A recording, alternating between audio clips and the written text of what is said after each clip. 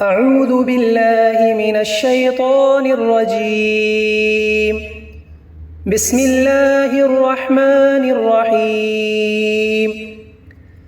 سبح اسم ربك الأعلى الذي خلق فسوى والذي قدر فهدى والذي أخرج المرعى فجعله غثاء أحوى سنقرئك فلا تنسى إلا ما شاء الله إنه يعلم الجهر وما يخفى ونيسرك لليسرى فذكر إن نفعت الذكرى سيذكر من يخشى ويتجنبها الأشقى الذي يصلى النار الكبرى ثم لا يموت فيها ولا يحيا قد أفلح من تزكى وذكر اسم ربه فصلى بل تؤثرون الحياة الدنيا